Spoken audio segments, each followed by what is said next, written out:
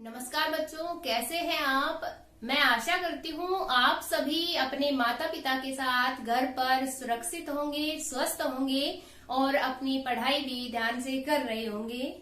बच्चों, आज हम पढ़ेंगे क्षितिज भाग 1 से पाठ 9 साखियां और शब्द, जो लिखा है कबीरदास जी ने। कबीरदास जी के बारे में पहले हम जानेंगे। कहा जाता है कि कबीरदास जी का जन्म 1398 में काशी में हुआ। इन्हें एक विधवा ब्राह्मणी ने जन्म दिया और वो लोक लाज के डर से इन्हें लहर तारा नामक तालाब के किनारे छोड़कर चली गई। वहां ये नीरू और नीमा नामक मुस्लिम जो दंपत्ति है, पति पत्नी, उन्हें मिले और उन्होंने इनका पालन पोषण किया। इन्होंने कोई पढ़ाई नहीं की, फिर भी ये सत्संग के माध्यम से, साधु संतों की संगत के माध्यम से, और इन्होंने अपना एक गुरु बनाया रामानंद, उनके माध्यम से इन्होंने दीक्षा ली और ये संत कहलाए। इन्होंने बाह्य आडंबरों का हमेशा विरोध किया, मूर्ति पूजा का विरोध किया। इन्होंने कहा कि बाहरी दिखावे से ईश्वर की प्राप्ति नहीं की जा सकती। और बच्चों, कहा जाता है कि इनके 2 बच्चे थे, 2 संतान, एक कमाली, एक पुत्र, एक पुत्री, और इनका निधन 1598 ईस्वी के लगभग मगहर में हुआ। कहते हैं ये स्वर्ग सिधार गए और इनकी रचनाएं कबीर ग्रंथावली में मिल जाती है। इस पाठ के माध्यम से इन्होंने बताया है कि जो सांसारिक सुख है, अगर व्यक्ति वो छोड़ दे और पवित्र मन से भगवान की भक्ति करे तो उन्हें अवश्य ही मोक्ष की प्राप्ति होती है, मुक्ति का मार्ग मिल जाता है। तो किस प्रकार से कहते हैं वो देखिए। मान सरोवर सुभर जल, हंसा केली कराही, मुक्ता फल मुक्ता चुगे, अब उड़ी अनंत न जाही। मान सरोवर होता है, इसमें कबीरदास जी ने मान सरोवर का अर्थ लिया है हमारा पवित्र मन। सुभर मतलब भरा हुआ, किससे? जल से। हंसा केली कराई, केली का अर्थ यहाँ पर क्रीड़ा यानी कि खेल। मुक्ता फल, जो मोती होते हैं, मुक्ता स्वतंत्र होकर के, आजाद होकर के। अब उड़ी अनंत ने, अनंत होता है कहीं और न जाना। तो क्या कहा है यहाँ पे कि जल से परिपूर्ण मान सरोवर, जल से भरा हुआ मान सरोवर, जो हमारा पवित्र मन है, उसमें हंस रूपी साधक, साधक होते भगवान की साधना करने वाले, भक्ति करने वाले। पवित्र मन में साधक क्रीड़ा कर रहे हैं, खेल रहे हैं, अर्थात भगवान की भक्ति कर रहे हैं, तथा वे मोक्ष रूपी मोती का आनंद ले रहे हैं, वो मुक्ति का आनंद ले रहे हैं, उन्हें मुक्ति प्राप्त हो गई है और अब वे इस आनंद को छोड़कर कहीं और जाना नहीं चाहते। उन्हें इतना आनंद आ रहा है कि अब इस पवित्र मन को छोड़कर कहीं और जाना नहीं चाहते। क्यों? क्योंकि अब उन्हें मुक्ति प्राप्त हो गई है, अर्थात इस परमानंद को पाकर उन्हें सांसारिक सुखों की इच्छा नहीं रही।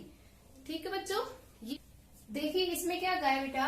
प्रेमी ढूंढत मैं फिरो, प्रेमी मिले न कोय, प्रेमी को प्रेमी मिले, सब विष अमृत होय।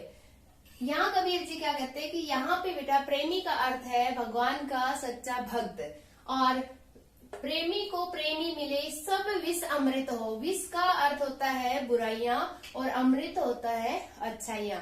कि जब भगवान का एक सच्चा भक्त दूसरे भक्त से मिलता है तो उसके मन की सारी बुराइयां समाप्त हो जाती है। वो सारी बुराइयां किस में बदल जाती है? अच्छाइयों में, अमृत रूपी अच्छाइयों में बदल जाती है। तो कबीर जी क्या कहते हैं कि मैं किसी सच्चे भक्त की खोज में निकला, मैं किसी सच्चे भक्त की खोज में निकला, परंतु बहुत प्रयत्न करने पर भी वह मुझे न मिल सका। लेकिन जब किसी प्रेमी व्यक्ति यानी भक्त को सच्चा प्रेमी, दूसरा सच्चा भक्त मिल जाता है तो उसके सारे सांसारिक कष्ट, दुर्गुण यानी जो बुराइयां है, वो नष्ट होकर सुख रूपी अमृत में बदल जाती है, अर्थात मन में पवित्रता रूपी अमृत का संचार होता है। मन में कोई कड़वाहट, कोई बुराइयां, कोई दुर्गुण कुछ भी नहीं रहता। सब किस में बदल जाते हैं? अमृत रूपी अच्छाइयों में बदल जाते हैं। तो तीसरे देखिए बेटा, हस्ती चढ़िए ज्ञान को सहज दुलीचा डारी, स्वान रूप संसार है भूकन दे झक मारी। हस्ती यहाँ पर हाथी, सहज मतलब आराम से, दुलीचा जो होता है आसन जिसको हम गलीचा भी बोलते हैं, स्वान होता है कुत्ता, और भूकन दे यानी कि भौंकने दो, और झक मारना मतलब बेकार में ही अपना समय व्यर्थ करना। तो क्या कहते हैं इसमें कबीर जी? इससे पहले बेटा आप ये देखिए कि जब आपने देखा हो गांव में या शहरों में कभी सड़कों पे हाथी आता है तो वहां बहुत सारे कुत्ते इकट्ठे होकर हाथी पर भौंकने लगते हैं। तो क्या कभी ऐसा हुआ है कि हाथी अपना मार्ग, अपना रास्ता छोड़ करके उन कुत्तों के पीछे भागने लगे उनको भगाने के लिए? नहीं ना, क्योंकि हाथी अपना काम करता रहता है, और जो कुत्ते हैं ये जो संसार के लोग हैं, जो बुराइयां करते हैं, निंदा करते हैं, उनसे लिए गए हैं कि वो कुछ देर भोग करके चले जाते हैं। तो कबीर जी इसमें क्या कहते हैं कि मनुष्य को ज्ञान रूपी हाथी पर सहज साधना रूपी आसन बिछाकर सवारी करनी चाहिए। सहज मतलब आराम से। निंदा करने वाले लोग भोगते हुए कुत्ते के समान है, उनकी परवाह नहीं करनी चाहिए। वे कुछ देर बाद अपने आप चुप हो जाएंगे, अर्थात ज्ञानी व्यक्ति को लोगों की परवाह किए बिना सहज भाव से अपने कर्तव्य करते रहना चाहिए, अपने लक्ष्य की ओर आगे बढ़ते रहना चाहिए, किसी की निंदा की परवाह नहीं करनी चाहिए। और पढ़ते बेटा, पखा पखी के कारणे सब जग रहा भुलाए, निरपक होई के हरि भजे सोई संत सुजान। पखा पखी यानी कि पक्ष विपक्ष, कारण मतलब कारण, सब जग रहा बुलाए, सभी जग किसको बुला रहे हैं? ईश्वर को बुला रहे हैं। निरपक होई के हरि भजे, निरपक होता है निष्पक्ष, बिना किसी भेदभाव के जो हरि को भजता है, सोई संत सुजान, वो ही सच्चा व्यक्ति होता है, वो ही सच्चा मनुष्य होता है। तो इन पंक्तियों में कबीर जी क्या कहना चाहते हैं? देखिए, कबीर जी के अनुसार आज सारा संसार पक्ष विपक्ष की उलझन में पड़ गया है, और इस तर्क वितर्क या पक्ष विपक्ष के चक्कर में लोग भगवान को भूल गए हैं, यानी कि उनमें आपसी मतभेद हो गए हैं, इसलिए वो पूरा संसार ही भगवान को भूलता जा रहा है। सच्चा संत, कबीर जी के अनुसार सच्चा संत, सच्चा मनुष्य वही है जो निष्पक्ष भाव से बिना किसी भेदभाव के ईश्वर की भक्ति करता है, वो ही सच्चा संत कहलाता है। तो कबीर के अनुसार आज सारा संसार किसके चक्कर में? पक्ष विपक्ष के चक्कर में पड़ गया है, और जिसके कारण वह मनुष्य ईश्वर को भुला रहे हैं। इसलिए सच्चा संत वही है जो बिना किसी भेदभाव के आपसी भाईचारे से, आपसी प्रेम से ईश्वर की भक्ति करता है, वो ही इस दुनिया में सच्चा संत है, अर्थात सच्चा मनुष्य है। आइए बच्चों, हम अगला देखते हैं। हिंदू मुआ राम कही, मुसलमान खुदाई, कहे कबीरा सो जीवता, जो दूहू के निकट न जाई। हिंदू यानी कि हिंदू राम कही, मुआ मतलब मूर्ख, हिंदू मूर्ख है जो राम राम कहते हैं, और मुसलमान भी खुदा खुदा का नाम जपते रहते हैं।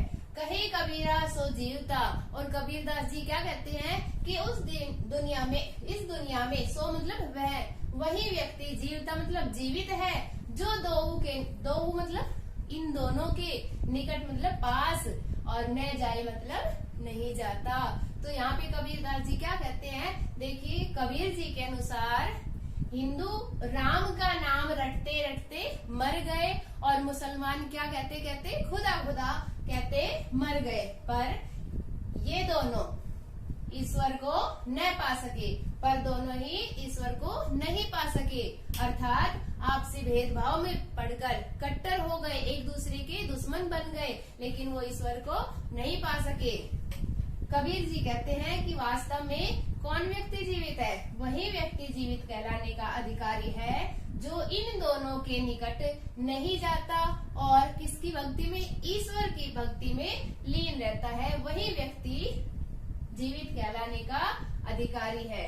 इसमें कबीर जी सांप्रदायिक भेदभाव यानी कि जो समाज में हिंदू मुसलमान के बीच जो भेदभाव हो रहे हैं उनकी कड़े शब्दों में निंदा करते हैं। इसमें जो हिंदू और मुसलमान के बीच में आपस में भेदभाव है, कड़े शब्दों में उनकी निंदा की है। तो अगला देखते हैं बेटा, काबा फिरी काशी भया, राम ही भया रहीम, मोट चून मैदा भया, बैठी कबीरा जीम। काबा बेटा मुसलमानों का पवित्र तीर्थ स्थान है, इसी प्रकार से काशी हिंदुओं का पवित्र स्थान है। तो कहते हैं कि काबा फिरी काशी भया, राम ही भया रहीम। चाहे तुम काबा में जाओ या फिर काशी में जाओ, चाहे राम के नाम को रटो या फिर अल्लाह की इबादत करो, रहीम के नाम को रटो। मोट चून मैदा भया, जिस प्रकार से मोटा चून पीसने पर ही क्या बन जाती है, मैदा बन जाती है, जिसे आप कचौरी, समोसे, मट्ठियां, बहुत सारी चीजें बनाते हैं। तो मोटा आटा पीसने पर ही वो मैदा बनती है। बैठ कबीरा जीम, और उसको बैठ करके कबीर जी खा रहे हैं। तो देखिए क्या कहते हैं इसमें कि कबीर जी कहते हैं कि अगर हिंदू और मुसलमान आपसी भेदभाव को छोड़कर, जो उनमें भेदभाव है, आपसी फूट है जो, उसको छोड़ करके निष्पक्ष होकर के प्रभु भक्ति में लीन हो जाए तो उसे मंदिर और मस्जिद एक ही लगने लगेंगे। मंदिर और मस्जिद में कोई फर्क नहीं लगेगा। कवि कहते हैं कि जैसे मोटे आटे को पीसने से मैदा बन जाती है, जबकि दोनों गेहूं के रूप है, आटा भी गेहूं का रूप है, और आटे को जब पीस देते हैं तो वो मैदा बन जाती है, तो दोनों ही गेहूं के रूप है। इसलिए आप चाहे काशी जाएं या काबा, राम की पूजा करें या रहीम की यानी अल्लाह की इबादत करें, हर हाल में आप ईश्वर के करीब ही जाएंगे। यानी कि ईश्वर और अल्लाह एक ही है, दोनों समान ही है। इसलिए कबीर जी ने कहा है कि निष्पक्ष भाव से हमें प्रभु की भक्ति में लीन रहना चाहिए। अगला देखेंगे, ऊंचे कुल का जन्मिया, जे करनी ऊंच न होए, सुबरन कलश सुरा भरा, साधु निंदा न सोई। ऊंचे कुल का जन्मिया, जन्मिया होता है बेटा जन्म लेना, करनी मतलब कर्म, सुबरन सोना, कलश मतलब जो घड़ा होता है वो, सुरा मतलब शराब, और निंदा होती है बुराई। तो देखिए इसमें क्या कहा है कि ऊंचे कुल का जन्मिया, कि ऊंचे कुल में यानी कि श्रेष्ठ कुल में जन्म लेने से कुछ नहीं होता अगर जे करने ऊंच नहीं हो, अगर हमारे कर्म अच्छे नहीं होंगे। सुबरन कलश सुरा भरा, जिस प्रकार से हम सोने के घड़े में यदि सुरा मतलब शराब डाल दे तो साधु निंदा न सोई, जो सज्जन लोग हैं वो भी उसकी बुराई करेंगे, कोई उसे अच्छा नहीं बताएंगे, चाहे वो सोने का ही पात्र क्यों न हो। तो यहाँ कबीर जी क्या कहते हैं, देखिए कबीर जी के अनुसार यदि कोई मनुष्य श्रेष्ठ कुल में जन्मा है, श्रेष्ठ अच्छे कुल में, उच्च कुल में जन्मा है, सभ्य कुल में जन्मा है, किंतु उसकी कर्म अच्छे नहीं है, श्रेष्ठ नहीं है, तो वह श्रेष्ठ नहीं कहलाएगा, तो वह अच्छा नहीं कहलाएगा। जिस प्रकार सोने का कलश, कलश मतलब घड़ा शराब से भरा हो, तो साधु यानी कि जो सज्जन लोग हैं वो ऐसे पात्र की निंदा ही करते हैं। अर्थात मनुष्य कर्म से महान नहीं अर्थात मनुष्य कर्म से महान बनता है, जन्म से नहीं। इसलिए ऊंचे कुल में जन्म लेने से कोई फायदा नहीं जब तक हमारे कर्म ही अच्छे नहीं होंगे। तो इसलिए हमें अच्छे कर्म करने चाहिए। तो बच्चों, हमने कबीर द्वारा लिखी साखियाँ पढ़ी, जिसमें पहले मैं बताया था कि जिस प्रकार जल से भरे मानसरोवर को छोड़कर हंस कहीं नहीं जाना चाहते, उसी प्रकार सज्जन व्यक्ति भी ईश्वर प्रेम के आनंद में लीन रहते हैं। वो मुक्ति रूपी मोतियों का सेवन करते हैं और उनको कहीं अन्यत्र छोड़कर जाना नहीं चाहते और कहीं जाना नहीं चाहते। दूसरे में हमने बताया कि प्रभु भक्त जब दूसरे प्रभु भक्त से मिल जाता है तो वह बहुत आनंदित हो जाता है। ऐसे संयोग से सब कुछ आनंदमय और पवित्र हो जाता है। इसी प्रकार तीसरे में हमने बताया कि प्रभु ज्ञान और सहज भक्ति में लीन रहने वाले का यह संसार कुछ नहीं बिगाड़ सकता। अगर हम अपने कर्तव्य को ठान ले, निश्चय कर ले और उसमें अग्रसर रहें तो इस संसार के लोग हमारी रुकावट नहीं बन सकते। अगले में हमने बताया सच्चा ज्ञानी संत वही है जो तर्क वितर्क और विरोध के झगड़े में न पड़कर निष्पक्ष होकर भगवान का भजन करता है। नेक्स्ट है सच्चा मनुष्य वही है जो राम और खुदा तथा हिंदू और मुसलमान के भेदभाव से दूर रहता है। अगला है हिंदू और मुसलमान धर्म की कट्टरता को छोड़ दें तो काबा और काशी में तथा राम और रहीम में कोई अंतर नज़र नहीं आता। दोनों की पूजा एक साथ की जा सकती है। और अगला हमारा लास्ट था कि मनुष्य की महानता उसके ऊंचे कुल के कारण नहीं बल्कि उसके अच्छे कर्मों के कारण मानी जाती है। जो व्यक्ति अच्छे कर्म करेगा संसार में वो ही श्रेष्ठ कहलाए।